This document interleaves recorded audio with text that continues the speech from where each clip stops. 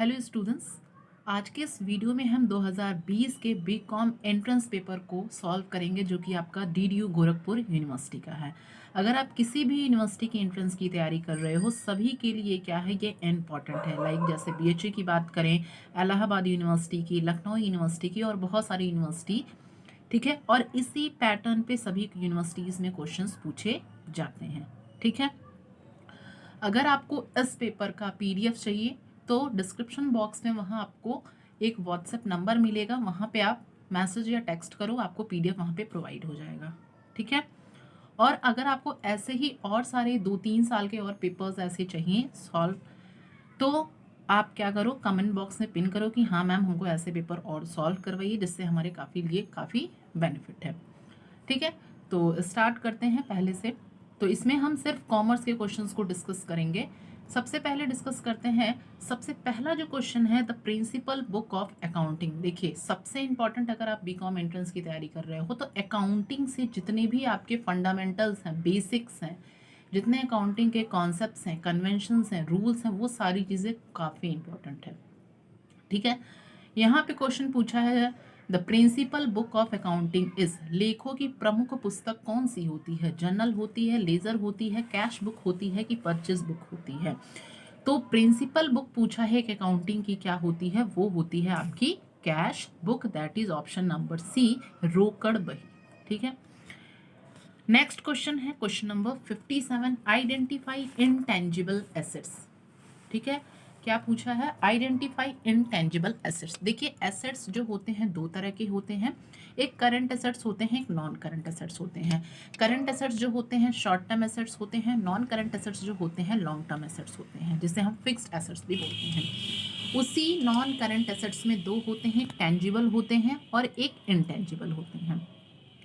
Tangible जिसे हम देख सकते हैं, ठीक है, जिसे हम टच कर सकते हैं, देख सकते हैं, तो वो टेंजिबल में हो जाएंगे। इनटेंजिबल एसेट्स में हो जाएंगे, जैसे गुडविल हो गई, कॉपीराइट, पेटेंट, ट्रेडमार्क, जिसे हम ना तो देख सकते हैं ना तो टच कर सकते हैं। ऑप्शन है land, live stock, goodwill, preliminary expenses. तो गुडविल क्या है? गुडविल आपका क्या है? ये एक इनटेंजिबल एसेट्स है जिसको ना हम देख सकते हैं ना ही टच कर सकते हैं, that is option number C, जिसे हम हिंदी में ख्याति बोलते हैं। नेक्स्ट क्वेश्चन नंबर 58 की बात करें, double entry system is based on, काफ़ी इंपॉर्टेंट क्वेश्चन और रिपीटेड क्वेश्चन है कि दोहरा लेखा प्रणाली किस पर आधारित है? ड्यूल एस्पेक्ट कॉन्सेप्ट पे, रियलाइजेशन कॉन्सेप्ट पे, मैचिंग कॉन्सेप्ट पे कि एक्रूवल कॉन्सेप्ट पे? तो ऑलरेडी मैंने डबल एंट्री सिस्टम पे एक थ्योरी सेशन लिया है, जिससे, ठीक है, जिन्होंने भी देखा होगा उसका आंसर इसे पता होगा। तो देखिए, डबल एंट्री सिस्टम बेसिकली ये बेस्ड है किस पे? ड्यूल एस्पेक्ट कॉन्सेप्ट थे। ड्यूल एस्पेक्ट कॉन्सेप्ट क्या कहता है कि इसका मतलब ये है कि हम हर एक ट्रांजैक्शंस के दो इफेक्ट होते हैं या दो एक्सपेक्ट होते हैं, ठीक है, ठीक है। ये होता है, एक को डेबिट किया जाता है, एक को क्रेडिट किया जाता है। ये भी पूछा जाता है कौन है फादर, मीन्स लुकस पैसियोली ने इस डबल एंट्री सिस्टम को दिया था, जो कि दो अकाउंट इफेक्टिव होते हैं। Next question number 59, capital is considered as liability according to. अगर हम कहें capital is considered as liability तो क्या होगा? Separate business entity concept, matching concept, going concern concept, ये कंजर्वेटिज्म कॉन्सेप्ट। तो किस पे है ये? आपका कैपिटल जो कंसिडर्ड होता है as a liability, it is considered as according to separate business entity concept, ठीक है। ये सारी चीज़ें मैं आपको समझा चुकी हूँ, गोइंग कंसर्न कॉन्सेप्ट क्या होता है, मैचिंग कॉन्सेप्ट, ये सारी चीज़ें। नेक्स्ट है don't anticipate profit but provide for all losses. ये किससे रिलेटेड है? रियलाइजेशन कॉन्सेप्ट से, कंसिस्टेंसी कन्वेंशन से, कंजर्वेटिज्म कन्वेंशन से कि मेटलिटी कॉन्सेप्ट से? तो यहाँ पूछा है कि ये किससे रिलेटेड है, तो don't anticipate profit but provide all losses, ये आपका रिलेटेड है किससे? That is related to option number C हो जाएगा, conservatism convention, that is option number C, रूढ़िवादिता की परंपरा से। देखिए, आपके बहुत सारे कॉन्सेप्ट जो इसमें रियलाइजेशन है, कॉन्सेप्ट है, जैसे कंजर्वेटिव कॉन्सेप्ट, ये सारी चीज़ें पूछी जाती हैं, तो ये इंपॉर्टेंट है, ठीक है। नेक्स्ट है which of the following is a personal account. कौन सा इसमें से पर्सनल अकाउंट है? कौन सा इसमें से पर्सनल अकाउंट है? ड्राइंग अकाउंट, बैंक अकाउंट की, प्रीपेड अकाउंट की, ऑल ऑफ द अबव। तो इसमें से पर्सनल अकाउंट पूछा है तो सारे के सारे क्या हैं आपके पर्सनल अकाउंट हैं। नेक्स्ट है प्रिमलरी एक्सपेंसेस जो होते हैं उसको हम कहाँ शो करते हैं, asset side of balance sheet, liability side of balance sheet की, debit side of PL and account की, debit side of trading account. जो प्रिमलरी एक्सपेंसेस होते हैं वो क्या होते हैं, हम उसको शो करते हैं asset side of the balance sheet. Next question, the credit balance of income and expenditure indicates excess of cash receipts over cash payment, excess of income over expenditure की, excess of expenditure over income।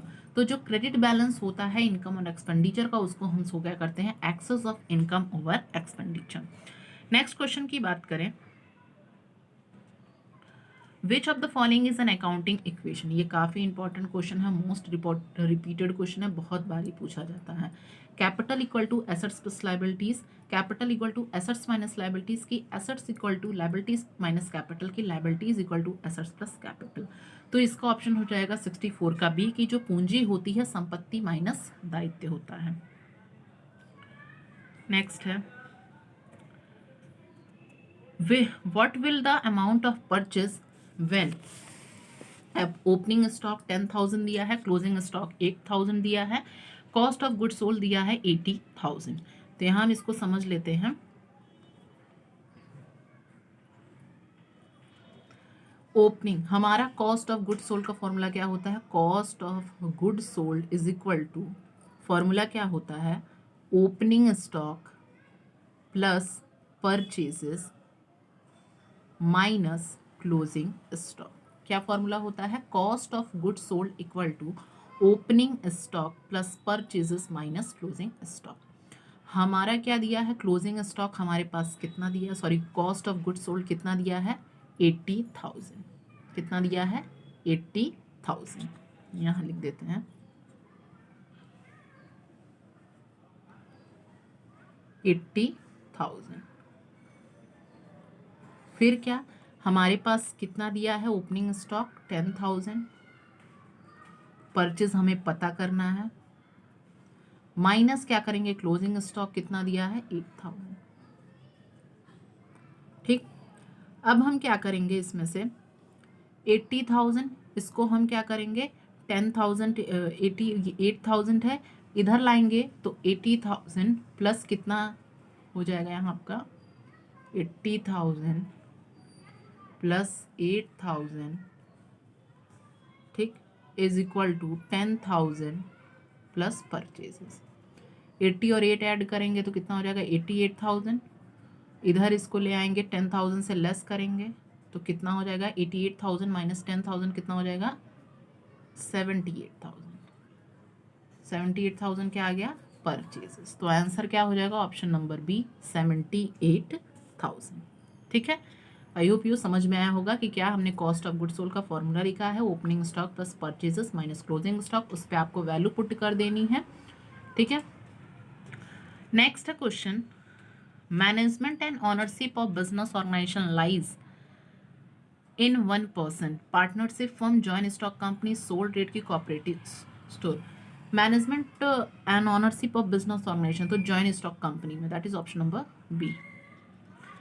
Next है the liability of the partner, जो partners रहते हैं उनकी liability क्या रहती है, तो उनकी लाइबिलिटी क्या लिमिटेड रहती है, अनलिमिटेड रहती है, unlimited to the capital contributed की, लिमिटेड बाय गारंटी। तो उनकी लाइबिलिटी जो क्या रहती है वो अनलिमिटेड रहती है। नेक्स्ट क्वेश्चन की बात करें, the structure in which a separation of ownership and management as per law is called, company, all business organisation, partnership की, सोल प्रोप्राइटरशिप। तो जो स्ट्रक्चर होता है जहाँ पर ऑनरशिप की सेपरेशन रहती है, सेपरेशन ऑफ ऑनरशिप, और मैनेजमेंट की दोनों अलग अलग रहती है, तो वो चाहे हम कंपनी की बात करें चाहे पार्टनरशिप की, सोल प्रोप्राइटर सारे बिजनेस ऑर्गेनाइजेशन में रहती है, that is option number B. Next है the dash on equity share is not cumulative, dividend, profit, loss की रिजर्व। तो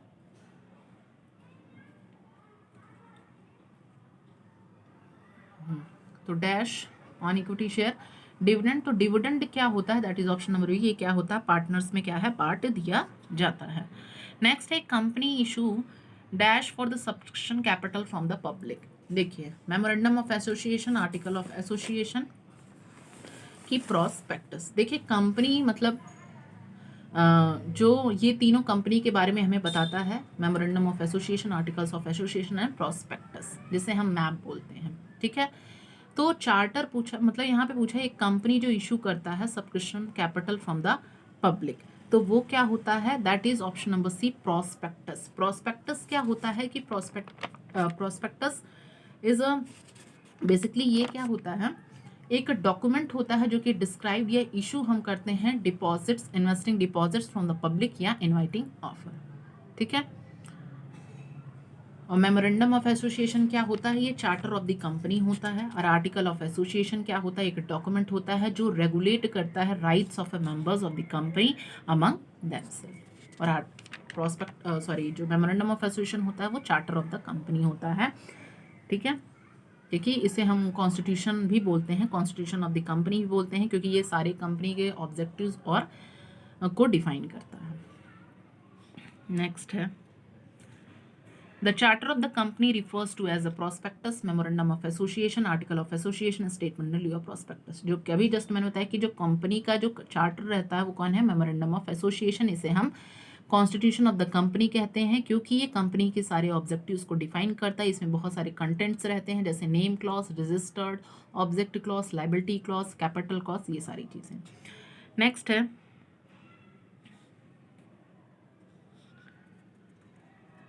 the karta in joint Hindu family business is no liability for debts, unlimited liabilities, joint liability की limited liabilities. तो क्या होता है, जो कर्ता जो होता है जॉइंट हिंदू फैमिली बिजनेस में, उसकी क्या होती है, अनलिमिटेड लाइबिलिटीज होती हैं। नेक्स्ट है, one man one vote is a followed by, एक मैन वन वोट जो किसके लिए, ये प्रिंसिपल है। तो ये प्रिंसिपल दिया गया joint stock company, cooperative society की बोथ ए एंड बी, की नन ऑफ दीज। तो इसका आंसर हो जाएगा that is option number B, cooperative society.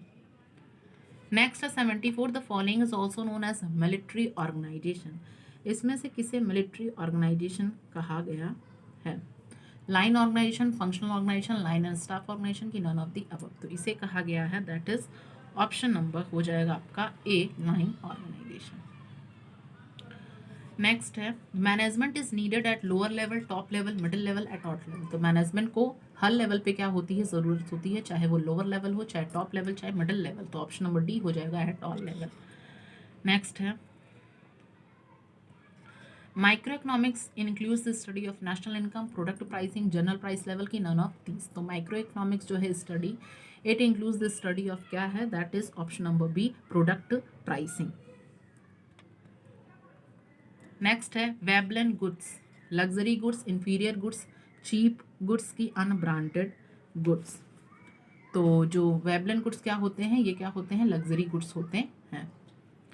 When total utility decreases then marginal utility, जब टोटल यूटिलिटी डिक्रीज करती है तो मार्जिनल यूटिलिटी क्या जीरो होती है, इंक्रीजिंग होती है, निगेटिव के पॉजिटिव। तो क्या होता है, ये निगेटिव हो जाता है, that is option number C. Next है, law of demand, law of demand applies to given goods, status goods, normal, की ऑल ऑफ दी। तो लॉ ऑफ डिमांड किस पे अप्लाई करता है, नॉर्मल गुड्स पे। नेक्स्ट है, income demand curve is also known by the name of envelope curve, indifference curve, Engel curve, की Phillips curve. तो इसे हम किस और नाम से जानते हैं, तो that is called option number C, Engel curve. Next है, when will be the elasticity of demand, when demand curve is parallel to Y axis, greater than unity, less than unity, zero की infinity. तो इसका answer हो जाएगा that is option number C, zero. Next है, cross elasticity of demand जो होता है वो निगेटिव होता है in case of substitute goods, complementary goods, के इंडिपेंडेंट गुड्स, की नन ऑफ दीज। तो इसका ऑप्शन हो जाएगा कॉम्प्लीमेंट्री गुड्स। देखिए जितने भी टाइप्स ऑफ गुड्स हैं, चाहे वो सब्स्टिट्यूट हो, कॉम्प्लीमेंट्री हो, वेबलाइन गुड्स हो, ये काफ़ी इंपॉर्टेंट है क्योंकि इसमें से क्वेश्चंस बहुत ज़्यादा पूछे जाते हैं। नेक्स्ट है, which of the following is not a characteristics of perfect competition. Market भी काफ़ी इंपॉर्टेंट टॉपिक है आपका। सेलिंग कॉस्ट है, homogeneous product, large number of buyers and large number of sellers. तो देखिए परफेक्ट कंपटीशन तो आप लोगों ने पढ़ा होगा कि उसमें बहुत ज़्यादा large number of buyers and sellers रहते हैं, होमोजीनियस प्रोडक्ट रहते हैं, लेकिन बट एक ऑप्शन इसमें से नहीं सही है, सेलिंग कॉस्ट। नेक्स्ट है, if form attains normal profit कब, जब ए आर ग्रेटर रहता है इसी से, ए आर लेस देन होता है, इक्वल रहता है, कि A R equal to M C. तो ऐसे केस में ए आर जब क्या होता है, ए सी के बराबर होता है, तो वहाँ पर क्या होती है, तब लाभ प्राप्त करती है, सामान्य लाभ। A firm will be in equilibrium at the point where is M R is equal to M C, A R is equal to A C, A R greater than A C की M R greater than M C. तो ऐसे case में क्या होता है, हाँ ऐसे case में क्या होता है, एम आर जो होता है एम सी के बराबर होता है। नेक्स्ट है HDFC बैंक लिमिटेड, एक पब्लिक सेक्टर कॉमर्शियल बैंक है, एक पब्लिक सेक्टर हाउसिंग बैंक है, एक प्राइवेट कॉमर्शियल बैंक है कि प्राइवेट हाउसिंग बैंक है। तो ये आपका क्या है, एक प्राइवेट कॉमर्शियल बैंक है।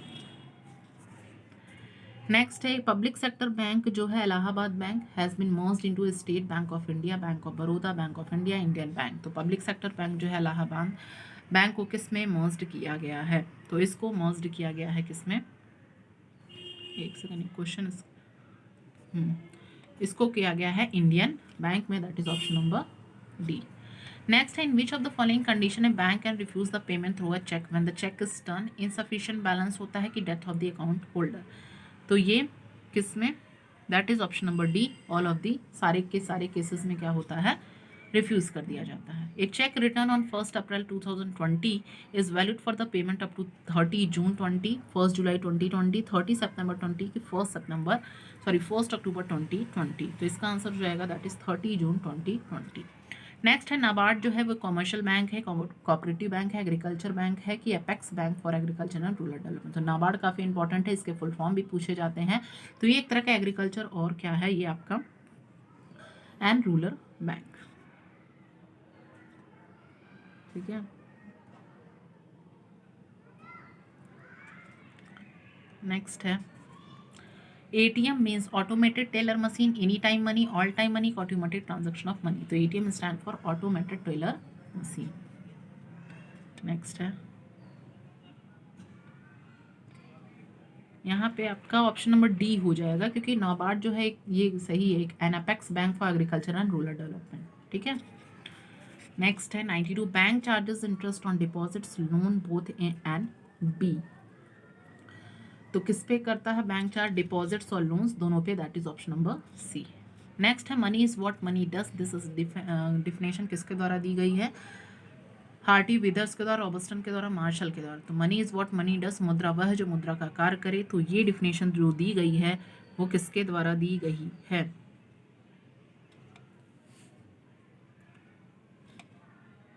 Money is what money does, ये डिफिनेशन दी गई है हैटली विदर्स के द्वारा दी गई है, सॉरी।